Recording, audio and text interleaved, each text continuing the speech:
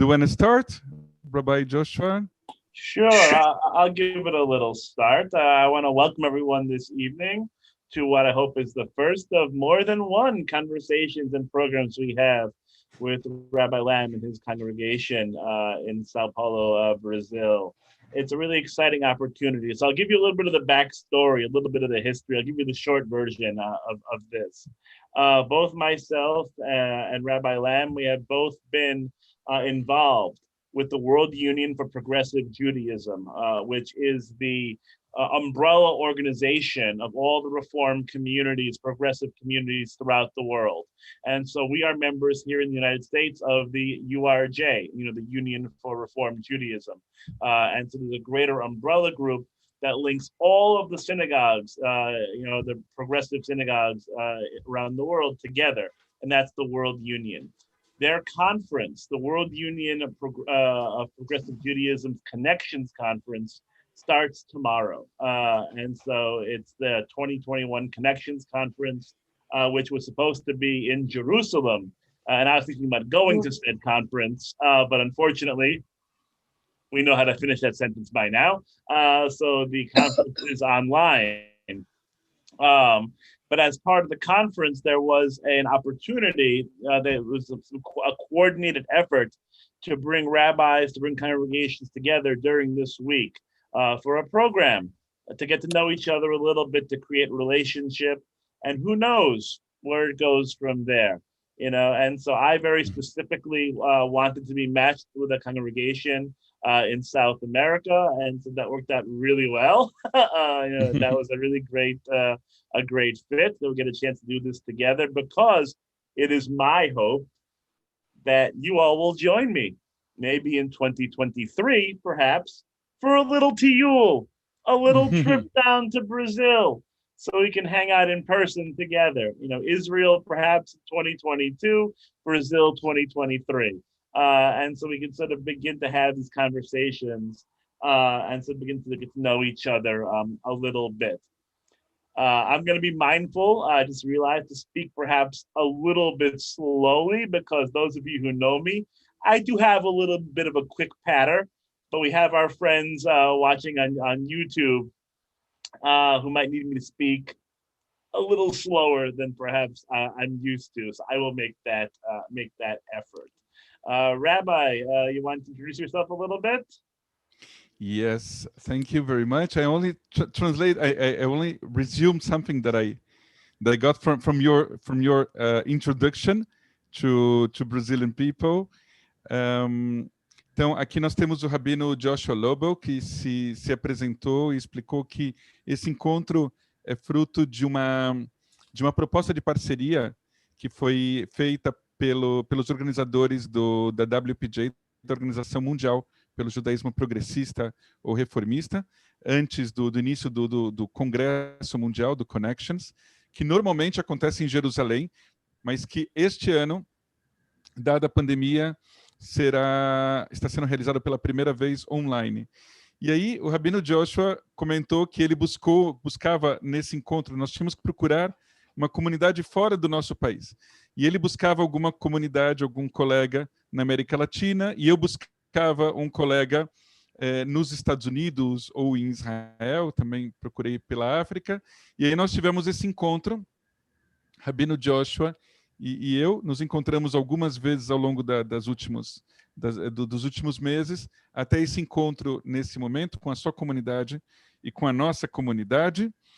E ele comenta que ele tem um desejo muito grande, que as pessoas se juntem a ele, da comunidade dele, e que em 2022 eles têm um tiyul para Israel, e que em 2023, quem sabe, onde isso pode levar, que eles tenham um tiyul, um passeio para o Brasil. Então, em linhas gerais, e aqui as pessoas estão começando a entrar, e aqui pelo YouTube, people from Brazil, they are listening, they're watching through YouTube, and you are here in Zoom. And okay, my name is Uri Lam. I'm Brazilian, and I am a rabbi from a congregação Israelita Beth-El. It's a liberal temple in Brazil, in São Paulo. and I studied in Israel in order to be a rabbi. And I'm so happy to be in contact with you. Actually, when I read the how do I say about the initiative to meet other rabbis, I thought, well, I know that there are some Latin American Jews in the region in Florida, in Miami, Fort Lauderdale, or in Aventura, and I would like to make a connection through a liberal, to a Reform congregation there. So that's what I thought. I was only one time in Miami, actually in Aventura, in a Masorti congregation. I celebrated a chuppah there, from a Brazilian one and an Argentinian one, and it was beautiful and very moving. And I wanted to make this connection. So I met Rabbi Josh Lobel, that is very empathic and very funny and very intelligent, and wanted to talk. And he's been very patient with me during these 2 months. And now we are here, and I'm very, very happy to be with you. It's really exciting. And so we together come up with this idea, since we just celebrated the festival of Shavuot, which talks about the receiving of the Torah, at Mount Sinai. And we thought about the 10 commandments. So instead of the 10 commandments, we come up with 10 questions to ask each other, so we can sort of learn about our communities. And, there's also might be some time, depending on how talkative a rabbi could be. Might be a little talkative, perhaps, but there might be an opportunity, certainly for our folks on Zoom, if they want in the chat box to, maybe add a question or two. I think maybe on YouTube also, there might be an opportunity to, in the comment box, to write a question or two if you want us to delve a little deeper into something, or you have maybe something else maybe you want to bring to the forefront. That could be a fun thing for all of us. Sounds good? It sounds great. Only translating. Então, bom, o Rabino Joshua, ele comenta, então, que até que por uma diferença de compreensão, nós marcamos de transmitir pelo YouTube, ele marcou pelo Zoom, e nós chegamos então nesse acordo de que o pessoal dele estaria no Zoom e nós estaríamos no YouTube, mas dos dois lados nós podemos fazer perguntas e dirigir questões eventualmente mais profundas, e eu vou ficar aqui de olho no YouTube, e ele também aqui no Zoom, e assim nós ficamos em contato. Algumas pessoas já falando pelo YouTube. There are people here that they're writing, "Good evening from Brazil. Welcome, good evening, Rabbi Uri Lam and Rabbi Josh Lobel," by Jacqueline Rothschild. I think that she's American, and she's living here, and she's a volunteer here from my congregation. Good evening, Jacqueline. Good evening, Victor, Lilian Eskenasis, Dana, Revi, good evening also. And Fagner. Here now it's 8 p.m., 10 past 8 p.m. here in São Paulo now. Yeah, only an hour time difference, not so bad. Yes, not so bad. So let's begin at the beginning. Rabbi, tell me a little bit about the history of your synagogue. When did it start? About how many families? Where are people from? Give us a little history. Okay. Então, o Rabino está me perguntando sobre um pouco da história da Beth-El. Então, I'll tell in Portuguese, and after that in English, okay? Ready to spend an evening in an armchair traveling? Great. Então, assim, a Beth-El foi fundada em 1926 por judeus ashkenazis, em São Paulo. São Paulo fica no sudeste do Brasil, é a maior cidade brasileira. E eles construíram, então, um lindo templo na região central de São Paulo. So, Temple Beth-El was founded in 1926 by Ashkenazic Jews, that they built a very beautiful building in downtown São Paulo. São Paulo is the biggest city in Brazil. Sempre foi uma congregação de perfil mais tradicional, com a realização dos principais hagim e cerimônias do ciclo da vida. So, let me not, okay. So, Beth-El always has been a traditional congregation.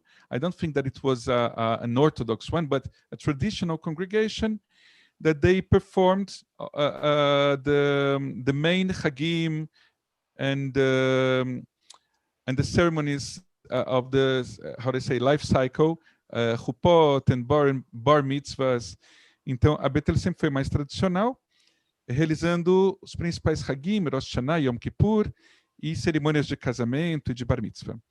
12 years ago, Beth-El started another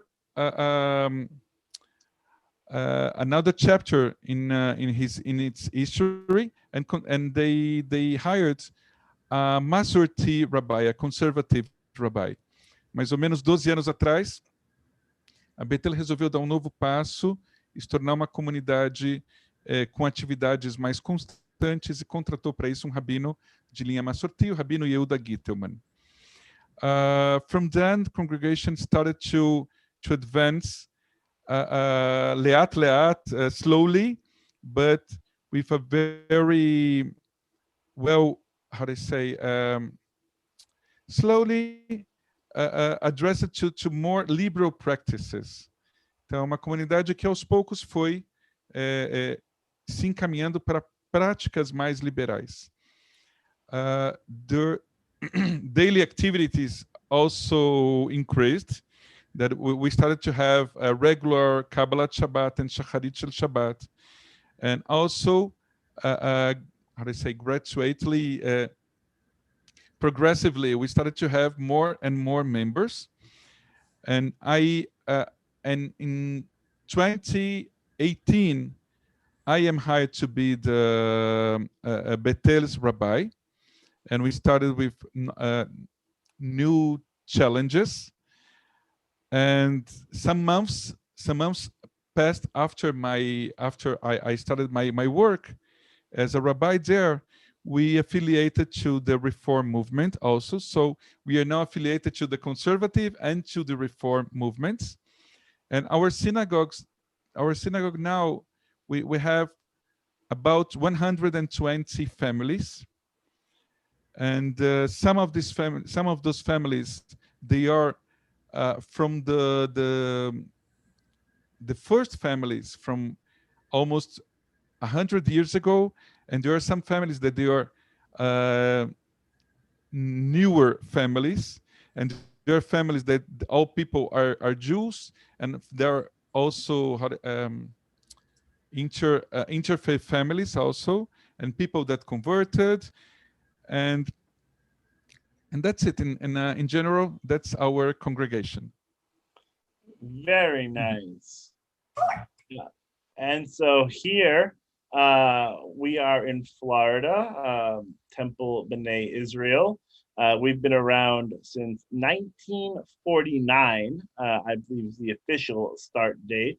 The congregation is in its 72nd year, so something to celebrate, 4 times high. We are sort of in that area right now of the synagogue.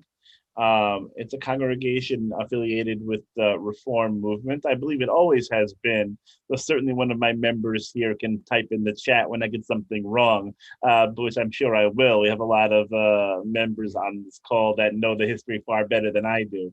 But we've been here for a while, 72 years. Our building was not always where we are now. We were on a different street, Betty Lane. That was the older synagogue building. And then we eventually moved to this bigger space here.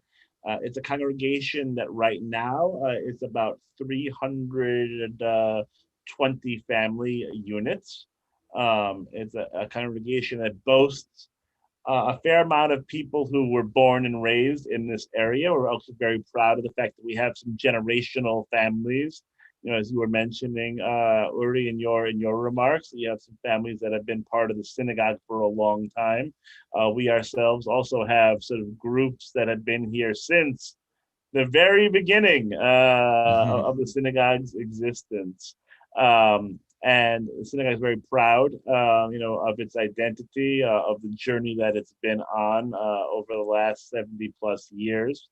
It's a congregation that, it trends a little bit older. We are in Florida, so, it trends a little bit older, but it's a congregation with youthful energy and spirit, and has, people who are very passionate, very dedicated, about their Jewish identity and about the synagogue. And so we have some transplants of people who have come from other areas, and we have a lot of native-born Floridians as well. It's a very welcoming, very caring community that is looking forward to an exciting future. Ok. So, bom, o Rabino Joshua, deixa eu ver se eu lembro tudo. O que está sendo bom é que depois de 5 minutos falando, eu já consigo entender o inglês dele. Ele já pode falar na velocidade que ele quiser. I'm only joking a little bit that I'm talking that 5 minutes that I'm hearing from you. Now you can speak in your own path. How do I say, in your own. You don't now you don't need now to speak more slower because I'm understanding you. It's okay. I only started to think in English also. Bom, estou brincando com ele que eu já consigo entender tudo que ele fala. E, bom, ele comentou que a comunidade dele tem 72 anos, se não me engano, 72 ou 73. Nem sempre ficou no mesmo lugar. Mas, assim, é uma comunidade intergeneracional, quer dizer, no sentido que muitas das famílias que fazem parte dessa comunidade são as mesmas desde o início. Eles também têm o que ele chamou de pessoas transplantadas ou pessoas que vieram de outros lugares. Ele fez eu entendi que uma brincadeira, ou colocou como um fato, olha, estamos na Flórida, a maioria da nossa população é mais velha, mas nós temos toda uma energia renovada também. E eu diria também que boa parte da Beth-El também tem uma população com pessoas mais experientes, com pessoas com uma idade mais madura, mas também estamos buscando sempre jovens que participem da nossa comunidade. Eles têm por volta de 320 famílias associadas. Nós somos 120. E isso é uma questão muito interessante, porque nós somos uma comunidade, vamos dizer, de pequena para média, se pensarmos em termos brasileiros, e talvez 300 famílias nos Estados Unidos me parece que é tido como uma comunidade pequena, mas isso nós podemos perguntar para ele. I finished what I said with a little question to you, Rabbi Joshua. For us in São Paulo, a congregation with 120 families, we think that it's not a so small congregation, and something like a medium one congregation. It's in the middle. It's not a big one. The biggest congregation in São Paulo has 1,000 and 1,200 and not 1,200 and 200 people, and with 120 members, families, something about 500 people, I think that we are in a middle situation, how they say. Yeah, I got you. And yes, and when you think about a congregation with 320 families, is it thought as a small congregation, a medium one, or a big one in the United States? Is it important? Yeah, Yes. I mean, I would say that for us, so where we are in our area of Florida, we actually have 3 Reform synagogues that are all around in between 300 and 400 families. And across the bridge, so to speak, across the water in Tampa, there's a congregation that's closer to, I think it's, Actually, I'm not sure how many it is now that I'm saying it out loud, but I think it's about 900 families. I think in Tampa. That I might be overstating it, but it's so 300 families would be considered here a medium small, I guess, is Okay. how I would sort of put it. So 200 families, and less would be considered more on the smallish side. That like 300 family to 500 families is sort of more in that small medium. 500 to 750, I would say, is getting to be medium large, and then anything above 800, 900 families, I would say, is getting to be pretty big. And you see some of those bigger numbers more in the New Yorks, New York, Los Angeles, Chicago, Miami, some of the sort of bigger Jewish population centers. You might have those really mega synagogue that have, 3 rabbis, 2 cantors, a huge sort of staff. And I know that for me, I like this size of community, where you have some size, you have some numbers, but it's also not. It's also to a point where you can still get to know people. You can still get to know everybody, in a different way than you can with the mega synagogues, where it's harder for a rabbi to get to know people. It becomes more just of a corporate where you're sort of overseeing a huge organization as opposed to getting to know people more personally. Ok. Thank you. O Rabino Josh, eu perguntei para ele se o número que ele tem, eu disse que o número que nós temos de mais ou menos 120 famílias é um número para o Brasil, para São Paulo, de uma comunidade de pequena para média, e eu perguntei para ele se uma comunidade com 320 famílias poderia ser visto como de pequena para média, ou maior, enfim, proporcionalmente, o que isso significa? Ele disse, olha, na região nós temos 3 sinagogas, todas elas entre 300 e 400 famílias. Do outro lado, pelo que eu entendi, do outro lado do rio, em Tampa, tem uma comunidade talvez com 800, 900 famílias. A nossa é tida como de pequena para média. E eu gosto muito de uma comunidade com esse tamanho, porque nós podemos conhecer melhor as pessoas, porque os contatos são mais pessoais. Tem comunidades em Miami, em Nova York, Chicago, Los Angeles, com 1.200, 1.500, algumas com 2.000, 3.000 famílias. E aí vira uma mega sinagoga e talvez os contatos sejam mais impessoais. Então ele gosta muito do tamanho da sinagoga dele, do jeito como é. Great. Yofi. I hope that Yofi. Did you understand? It's okay. I think I'm picking up some Portuguese as we're going.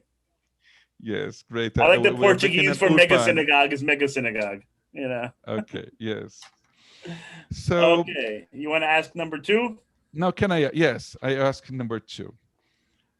Only Jacqueline Rothschild, that I know that she speaks, that she's an English speaker, a true English speaker. So true at Beth-El, we do have the chance to know our myths.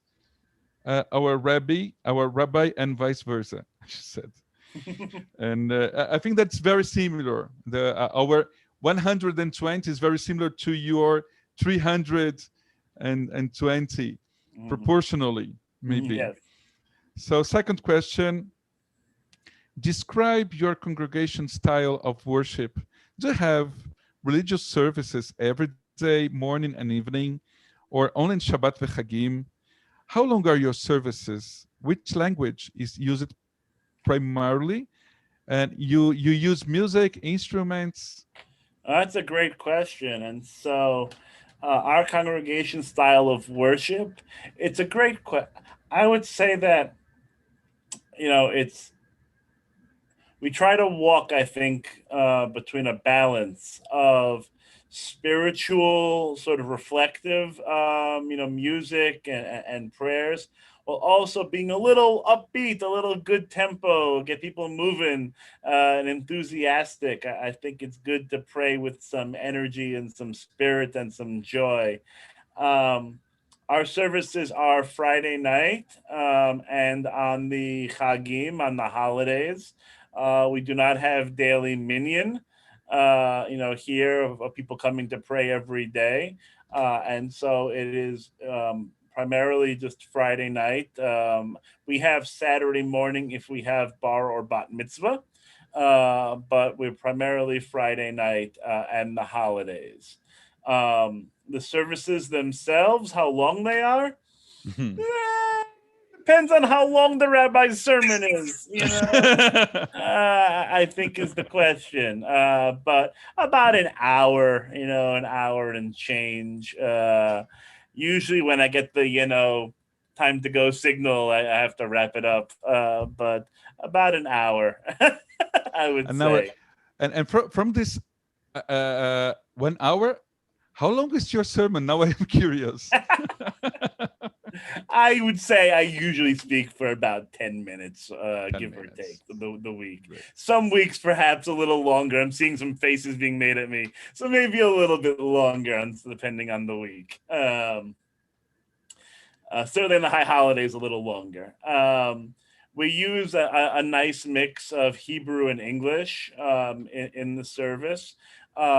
With the greater reform movement trend like 25 years ago to include more Hebrew, I think this congregation does a nice balance of Hebrew and English. And in terms of music, we have a cantor, who sings, and she plays the guitar. We often, before all this mishigas, when we were doing more in person, in earlier days, there was an accompanist who played piano. And so we had piano music as well. And once in a while, once every couple of months, we do what's called a Friday night live service that has a bigger band sound to it. And we have volunteers, who play different instruments. And it's a much bigger musical service. Oh, it's a great idea. I will share it with our liturgical group. Bom, o Rabino Josh, deixa eu ver, foi muita coisa que ele comentou. Sobre a pergunta foi sobre o estilo de serviço religioso que eles têm, se eles têm serviços diários, se eles têm serviços só em Shabbat e Hagim, e que língua que eles usam, instrumentos musicais ou não.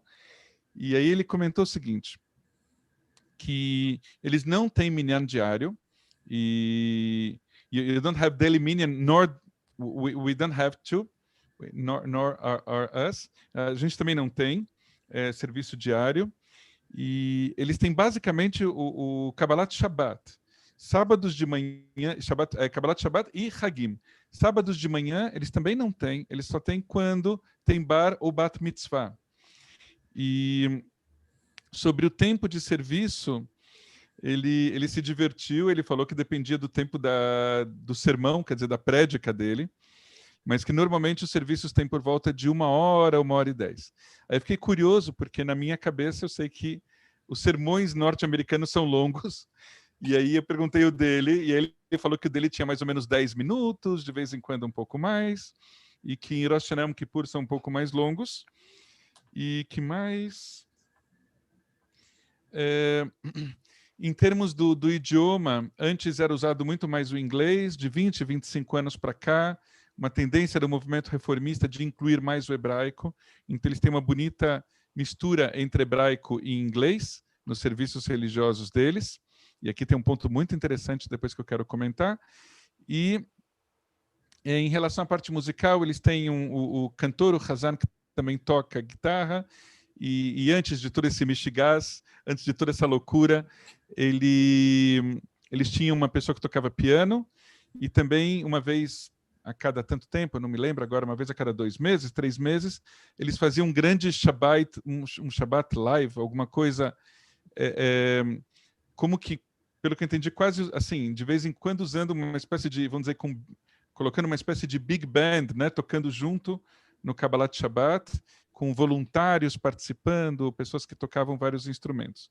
E o serviço também é um pouco, de um lado mais espiritual, de um pouco alguma coisa mais tradicional, um pouco ele faz as pessoas se mexerem, dançarem, e porque o Shabbat precisa ser bastante alegre também. I will start now in Portuguese. So I answered this question too. What do you think? What I like about this, by the way, is that between the English, Portuguese, Hebrew. We still have time to throw in a little Yiddish too, just to, add a fourth language to this whole thing. בסדר, אז נתחיל לדבר עכשיו בעברית גם כן. Podemos hablar un poco en español porque así no se queda monótono. No, está.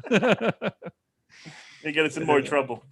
Ele tá dizendo que ele está achando muito divertido essa questão da gente falar inglês, e um pouco português, e um pouco Yiddish, um pouco hebraico. E eu acho que é Kibbutz Galuyot, né? It's the meeting of the diasporas. Yes. E, bom, eu vou tentar resumir os nossos serviços na Beth-El. Nós também não temos minyan diário. Nós temos serviços às sextas à noite e aos sábados de manhã. E nós temos os Hagim também. E estamos começando na Beth-El a ter, às segundas-feiras à noite, um serviço de Arvit de meia hora. O Kabbalat Shabbat tem por volta de 1h, 1h10. O sermão do Rabino, a prédica do Rabino, como a gente diz aqui, tem entre 7 e 10 minutos, mais ou menos o mesmo tempo. E sábados de manhã, hoje nós estamos fazendo uma tefilá com cerca de 1h, 1h15. Ela já teve 2 horas, já teve 2h30. Hoje ela é por volta de 1h, mais ou menos das 9h30 às 10h30, 11h da manhã. E na parte musical nós temos um tecladista, né, que é o Dani Safran. Nós temos o Márcio Bezen, que é o nosso Hazan, nosso cantor, que também toca guitarra quando precisa. Nós temos uma cantora, já tivemos 2, a Georgia, que cantou por muitos anos na Beth-El e hoje foi para a Bélgica. E nós temos a Sabrina Shalom, nossa Hazanit. E, enfim, e tem um rabino que canta um pouco também. E aí nós formamos praticamente um quarteto musical na nossa sinagoga. E o nosso serviço, eu diria que tem um movimento um pouco contrário ao deles. O deles era muito mais em inglês e aos poucos foi incluindo hebraico. O nosso, acredito que era muito mais em hebraico e aos poucos está incluindo mais o português. Aí, I start from, we have Kabbalat Shabbat and Shacharit Shel Shabbat regularly. When you don't have bar and bat mitzvah, it's difficult to complete a minyan on Saturday morning. In Friday evening, before the pandemics, we had 80, 90, sometimes 120 people in the synagogue, but medium 80, 75 people. And Saturday morning, 10, 12, it's difficult, but we have. And we about our service, it's 1 hour long, and the rabbi's sermon is about 10 minutes, 7 to 10 minutes. It was longer, and there was a time that now it's very funny to remember this, that I was invited to a lunch when some directors recommended me very politely to be shorter in my sermon, because it was something about 15 minutes, and they said that it was too long, so we now make now it lasts 7 minutes or maximum 10 minutes. How dare they? Yes. And maybe there's a joke about it, Nad, that's there are people in Yamim Noraim that they are watching. They're in the synagogue, and one of them he slept. He took a nap. Yes, and when he waked up, he asked the second, the rabbi finished his sermon, and the other said yes, he finished, but he continued to talk. So something like that. Now, I remember the one where the rabbi's speaking, and then he notices in the front row the temple president has fallen asleep and is snoring. So the rabbi goes and calls the usher and says, "Hey, can you wake up the temple president?" And the usher goes to the rabbi, "Rabbi, you put him to sleep. You wake him up." Tá, a gente está contando algumas piadas sobre o tempo que os rabinos falam demais. Então, uma delas, eu contei que assim, tinham duas pessoas assistindo o serviço religioso, um deles dormiu, e aí quando ele acorda, ele pergunta para o vizinho, o rabino já terminou a prédica? Ele falou, terminou, mas ele continua falando. E aí o rabino Josh comentou que uma outra piada, que o rabino, enfim, estava fazendo a sua prédica, o seu sermão, e o presidente da comunidade dormiu e começou a roncar. E aí o rabino chamou o seu auxiliar e falou, olha, você pode ir lá e acordar o presidente da comunidade? Aí ele falou, rabino, você colocou ele para dormir, você que o acorde. Então... I love it. E, bom, aqui continuando, depois eu trago, after that, there's someone that she has a question to you, and if people there from your members, if they have a question too, but agora, onde que nós estávamos?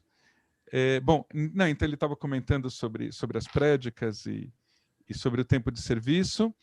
Então, bom, aí eu contei para eles também que nós temos então esses serviços regulares e é isso. Nós podemos seguir adiante. Can I make a question for you to you from someone? Raquel Garçon asks, one challenge is to get young people to participate more in religious services. How are you working to attract young people? That's a great question, and we have, experimented with some different ideas on creating experiences, especially outside of the synagogue, for young people to pray. And so, for example, like we would go to the beach or to the aquarium, and we would have a short service with some songs, maybe a story, and that's good for the little ones, the very young ones. For the kids who are a little bit older, we like to find ways to involve them in the service, to have them, come up and do a prayer, do a reading. That way they're part of it and they're part of the experience, and that makes them feel more connected. Então ele comenta que uma coisa que ele faz com o pessoal mais jovem é tentar fazer serviços alternativos. Então, por exemplo, eles moram na praia, então é levar o pessoal para a praia ou para a área pelo que eu entendi, do aquário, e faz com algumas músicas, um serviço um pouco mais curto e que seja atraente. E na sinagoga, tentar trazer os mais jovens para terem uma fala, para terem um canto, para se sentirem participantes da experiência de rezar. I had a follow-up question for you on music. I am curious because here in America, the Jewish liturgical, prayer music, right, was influenced by 1960s, folk music, and then as music develops, we have a little bit more of a rock sound. There's even those who do a little bit more country music, Western sort of music kind of prayer. And I'm curious as to whether the surrounding culture, sort of the Brazilian styles of music, which I know there are many styles of music, has that come into play a little bit? Is there a little bit of samba, in the services? Wow. It's a great question. For me, it's because I have this question too, why we don't use more Brazilian music in our religious services. But only to translate, o Rabino Josh pergunta que ele está curioso que nos Estados Unidos, nos serviços religiosos deles, tem muita influência da música norte-americana dos anos 60. Então, da música country, do rock. Então, a gente vê isso muito na Debbie Friedman and others. E a gente vê isso na música da Debbie Friedman e outros compositores norte-americanos para a música religiosa. E isso entra muito nos serviços religiosos deles. Então, ele pergunta se isso acontece no Brasil, se as melodias brasileiras, se os ritmos brasileiros também entram nos nossos serviços religiosos. Por exemplo, o samba. E eu disse para ele, essa é uma ótima pergunta, porque eu também me faço a mesma pergunta. I try to answer, first of all, in Portuguese, in order to think about it in Portuguese, and after that I translate into English, okay? Então, a resposta, claro que é uma resposta pessoal que eu dou a isso, é a influência que nós temos nos nossos serviços religiosos, ela ainda é muito grande vinda da Europa Oriental. E tanto dos meios ortodoxos quanto do meio liberal.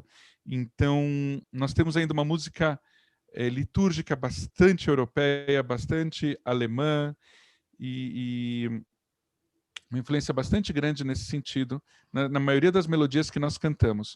Nos últimos anos, vem surgindo uma influência, nos últimos 20 anos, uma influência norte-americana. Então, desde que a Debbie Friedman esteve no Brasil em 2004, no primeiro congresso do movimento reformista no Brasil, a música da Debbie Friedman, em particular, começou a entrar nas nossas tefilot. Então, a Beth-El, por exemplo, tem várias melodias, Ose Shalom, Misheberach e várias outras, que nós usamos a melodia da Debbie Friedman. Nós usamos também melodias do Shlomo Carlebach, algumas de Israel. Hoje tem uma influência das comunidades, por exemplo, na Vateilah, que é uma comunidade do movimento Jewish Renewal em Israel. E algumas que eu trago também do tempo que eu morei em Israel, e colegas meus, Hazanim, ou rabinos, ou rabinas, trouxeram de Israel ou dos Estados Unidos. Agora, existe uma grande dificuldade de inclusão da música brasileira. Eu vejo que, eu já tentei muitas vezes, Rabino, eu posso depois até te cantar um Lechadodi, que eu gosto muito, com a melodia do Tom Jobim. E agora existe uma resistência no Brasil muito grande, eu sinto, à inclusão da música brasileira. Para alguns, soa como se não fosse judaico, para ser educado. Então é difícil tanto por parte de alguns músicos da liturgia brasileira, judaica, quanto por parte das nossas comunidades. Eu, particularmente, como rabino, gostaria de ter uma mescla maior entre a música judaica, entre a tradição judaica e a música brasileira. So, what I told them that here in Brazil, we are very influenced by the old European tradition, also from Orthodox and also from liberal Judaism, and it's a very big influence in our religious services. And only about 20 years ago, we started to use more some American influence by Debbie Friedman. There was a congress in São Paulo from WUPJ that we had. Debbie Friedman was here for the first and for the last time. Debbie Friedman, Zichronah Livracha, and it was very, very beautiful and very, very important that she was in Brazil. And from there, we started to use, we knew about, we knew her music, and we started to use it in our services. After that, in the last years, we are influenced also by Israeli liberal liturgical music from Reform congregations like Kol HaNeshama, from Beit Filah Israeli, from Navateilah, that it's a Jewish renewal one, and also from Shlomo Carlebach. And it's very difficult for people here to, how do I say, to mix Brazilian music with Jewish music, how do I say, with Jewish liturgy. So for me, as a rabbi and as a Jew, for me, it's very important to have this mix, because I think that it's important for to us to mix Brazilian culture to Jewish spirituality. But it's difficult to people because when people hear some how do I say Adon Olam or Lechadodi with a Brazilian song, with a Brazilian melody, it's as they feel that it's not so Jewish.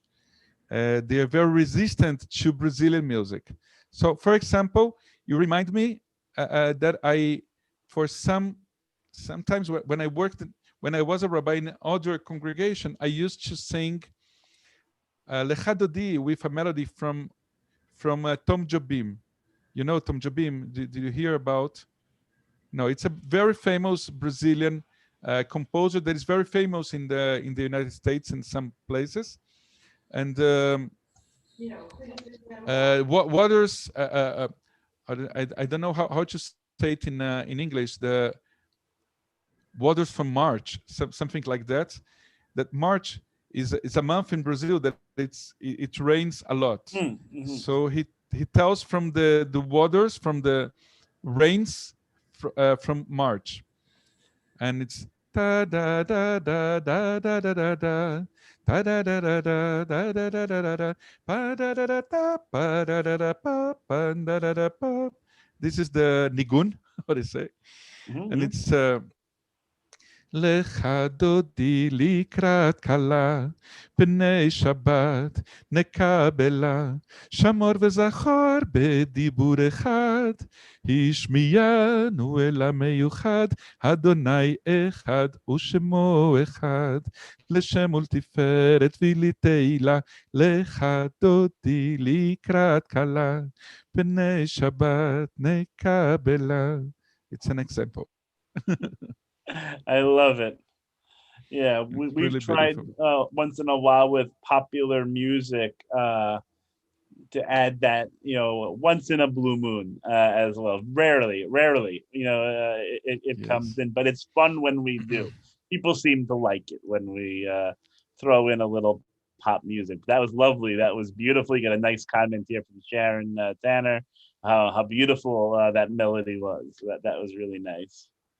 Maybe I can learn it to you, so you can sing it there, because we said it. There's a saying in Brazil that we say that how do you say, the descent from its home, it doesn't make miracles. So it's something like that. So if I'm from here and I propose it here, people don't want. So maybe that I will learn to you, and you can sing Águas de Março with Lecha Dodi there in Miami or in Clearwater.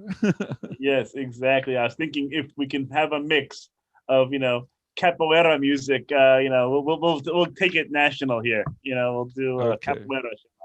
I love it. Really good. I want to be mindful of the time. It is 7:47 already. My goodness gracious, time flies and you're having fun. Yes.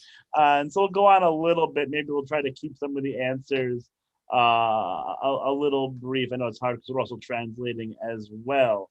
So I'm going to throw one in here that's a fun one for me, at least, and enough for our community. We like talking about food here. This is the community that loves its Jewish food. And so what is your favorite, Rabbi? What's your favorite Jewish food? And are there cultural differences as to what Jewish food might be in Brazil? Great. My favorite Jewish food is an Israeli one. It's falafel and Israeli salads and Israeli cheese. I love the Israeli kitchen and Israeli food, so it's my preferences. I can ask it also to people from my congregation that they are writing here. Also, only to return to music, someone asked me to sing Adon Lam in another Brazilian, very very typical Brazilian song that it's called Asa Branca. Only a little bit. Little bit. And it's very interesting because there are people that love it and people that really hate it. Adon Lam in Asa Branca and Adon Lam and it's 8 or 80. It's something like that. It's Adon Lam asher malach beterem kol yetzir nivra לעת נשא וחפצו כל, אזי מלך שמו נקרא, אדון עולם אשר מלך בטרם כל יציר נברא, לעת נשא וחפצו כל, אזי מלך שמו נקרא, שמו נקרא, שמו נקרא. That's it. Yofi, Thank you, very nice. Solange. So, ele está perguntando, gente, que comida judaica vocês gostam mais e se tem muita diferença entre a comida judaica que eles gostam nos Estados Unidos e aquelas que nós gostamos aqui. Se alguém quiser comentar de alguma comida judaica que vocês gostam. E eu comentei que, para mim, a comida judaica preferida é falafel e outras comidas israelenses. E, obviamente, também que o cheesecake é da minha mãe, que eu ganhei ontem de Shavuot. I'm talking about the cheesecake from my mommy, from my Yiddish mame, that it was a gift from Shavuot, from yesterday. And so I don't. If you think about the Jewish food, I think that it's quite the same. So you tell me what are your preferences, and I think that the big differences, the main differences, are between Brazilian and American food, and not about our Jewish food. But I'm not sure. So tell me you. Very interesting. You know, for me, I grew up in New York, and so I came to appreciate a lot of good deli, a lot of good sort of corned beef and pastrami. And how I knew this congregation was a shidduch, it was a connection, you know, for us, is that we host the Tampa Bay Jewish Food Festival, where we bring in deli from New York, we bring in cheesecake, we bring in other chazarai, and we have many of our members cook. And they cook the matzah balls, and they cook the stuffed cabbage, and they cook, you know, all this other good stuff. Some knishes. We have a congregant, Dan Rosen mentioned about knishes. You know, we have a congregant who is the knish man of this area. So he makes the knishes. And Dan and I both, you know, we know our New York delis and New York Jewish foods well. We share an affinity for a place called Knishnash, which is where I grew up on that as well. Some really good knish and the hot dogs in a blanket. All that very, very healthy cuisine, very healthy things to eat. And then the holidays come along with latkes, the potato pancakes, of course. So we have no shortage, but it's very, like, from my background, it was very Ashkenazic, you know, sort of Jewish food, that Eastern European, you know, influence of the briskets, you know, and of the roast chickens and the potatoes. And then, you know, my mother, who is from Puerto Rico, you know, she adds her own little spin on it once in a while. And some frijoles came in there once in a while too, is all I'll say, you know, and some, you know, nice rice and beans and other wonderful, you know, wonderful things to mix some of that. And then I learned that in the Sephardic communities as well, you had some of those different spice palettes, some different kind of influences of cuisines. That's why I was curious to see whether or not that sort of made it to Brazil in the same way. I think that's it's quite similar. About the Ashkenazic kitchen, I think that it's very, very, very similar it's very similar from you.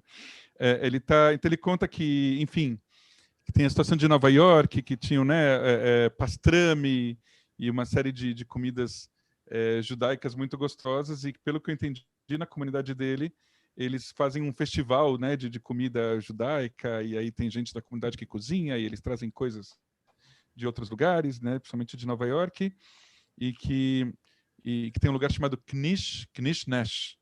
É isso? That's it. E fazer algumas brincadeiras com os nomes dos lugares. Enfim, ele tem uma parte da família dele também que vem de Porto Rico, e aí tem uma questão da comida sefaradi, de comidas muito apimentadas, e arroz, feijão, e algumas coisas talvez até parecidas com a comida brasileira. Mas que é uma comunidade deles que gosta muito de cozinhar, e a gente tem tido na nossa Beth-El muitas pessoas pedindo que a gente trabalhe mais a questão de culinária também, que a gente possa ter mais atividades relacionadas à comida. I'm talking to them that there are people we are making.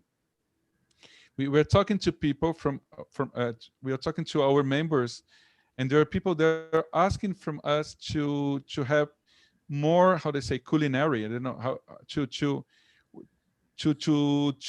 learn more Jewish cooking, the Jewish kitchen, to people that they're also young people and not so young people that love to cook, and so they want to make more activities with food together. And I think that people are missing each other because of the pandemics, and I hope that when this will finally end, I think that an important activity in Beth-El could be once a month. We could make it's a suggestion that we could make a Shabbat dinner there to be together, because sorry people, but we don't know when will be the next pandemics, so we have to be together and to have fun together and to be together.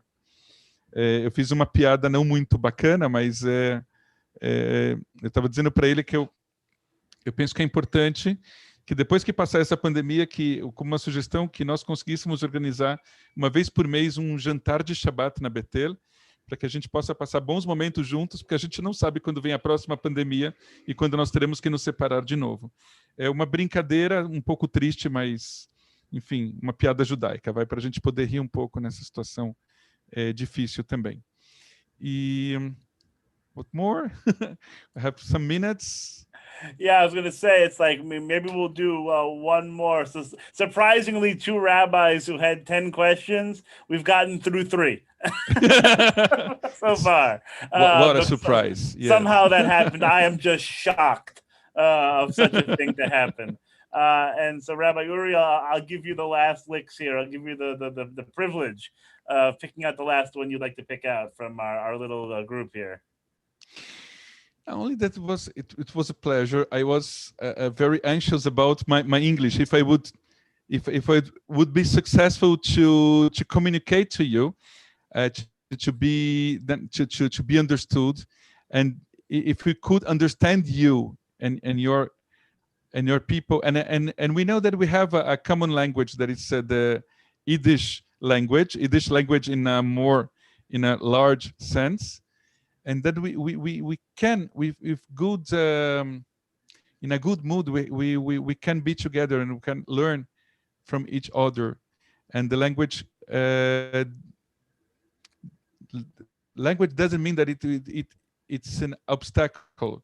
That's the obstacle, that if we don't want to talk each other.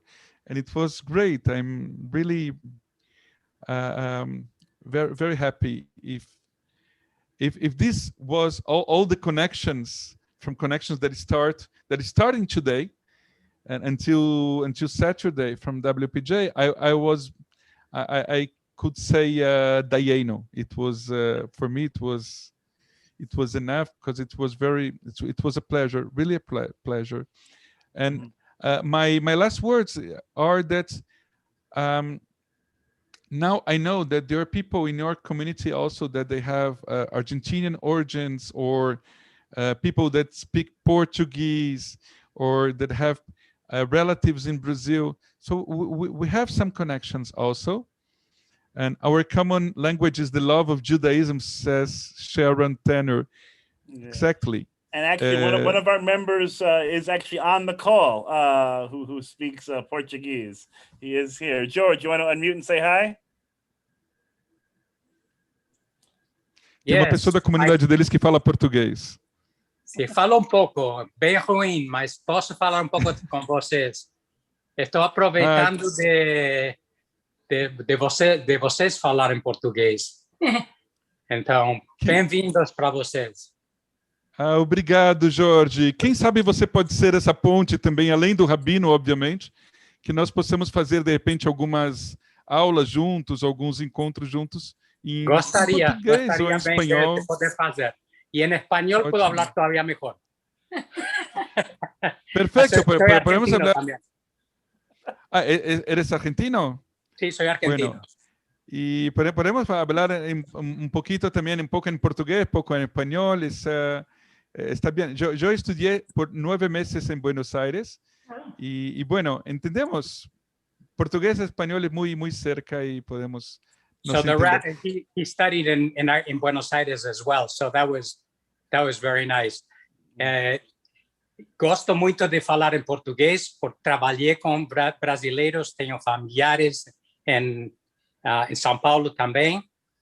Então, de pequeno, morei lá por 3 meses em São Paulo. Opa, quem são seus parentes, só para perguntar? Olha nós. O Lam comunidade. Como? Eram o sobrenome deles era Grossman. Sim. Uma Grossman. família Grossman. Alberto, Nelson, Edson, Jefferson. Eu não tenho certeza, mas talvez até tenham alguma relação com a Beth-El. Eu vou procurar. Grossman, eu acho que eu conheço. Nelson Grossman, quem mais? Isso me lembro. Ah, ok. Então, família Grossman. Eu tenho a impressão de que tem algum Grossman na Beth-El. Eu vou procurar, então, Jorge. Tá bom. I don't want to take over. I don't want to take over your speech, but welcome, okay? Thank you very much. Thank you. Thank you, George. Really nice to have you here with Então us. é isso. For me, I'm very happy, and I now the word is yours, Rabbi Joshua. No, I want to thank you. I mean, so part of my history with World Union, I went to my first conference in San Francisco. I don't know how many years ago it was. And I remember very specifically that what made me fall in love with World Union was actually the delegation from South America that was there, because I had never really thought about how Judaism can be expressed, in different places. You think about Eastern Europe, sometimes you think about Western Europe. You don't always think about, Australia, South Africa, South America. And there was just so much energy and so much life and so much spirit. It made me think about how important the idea of Jewish peoplehood is to me, and that we are all speak, as Sharon, I think, mentioned in the comments as well, we might have different languages. We speak that shared language of Judaism and of spirituality and of faith, and that we are connected. Hearing Debbie Friedman for me, in Costa Rica, when I visited there, Panama, when I visited there, was very powerful. This shows again how we can be connected in a different way, which I thought was really really fantastic to have that experience. And as Rabbi Uri and I were speaking before the program, he and I both studied different times. We studied in Israel together. We both went HUC, to seminary in Israel. And now you turn around, there's a new seminary in Brazil. There's a seminary in St. Petersburg, Russia. There's a seminary, another Reform seminary in Germany, right now. And so we are ordaining rabbis, from these communities to serve, these communities as well, which really is, I think, a beautiful thing. And it's so exciting for me to have the opportunity to meet a new colleague, make a new friend, and to sort of share our experiences together. And to share them with you, just a little beginning of a conversation. And I'm excited, and I really hope in the future our relationship only grows together, and we get to have more experiences and sort of share and grow and learn together. Great. I only remember that the new president of the WUPJ is for the first time is a Latin American. That's Rabbi Sergio Bergman. Yep. And it's really an exciting time. It's great. So Rabbi Joshua, thank you very much. And it was very, very. I hope that Hene and Georgie and other people from your congregation that they liked it, and as we liked here people are talking about, it was a pleasure to listen to Rabbi Uri and Rabbi Joshua sharing common grounds to envision future meetings, says Jacqueline Rothschild. Jacqueline could be also a bridge, because she's American and she also speaks Portuguese and she lives here. So she's our Jorge, how they say. And so great. So thank you. And let's how do I say, stay in connection. Let's stay in touch. In touch. Leitraot. And again, thank you all for joining us. Again, hope you enjoyed. We'll catch you around the synagogue or on Zoom. So again, a pleasure, everybody. Okay, obrigado. Thank you very much. Toda rabah, everybody. Toda lachem. And good night.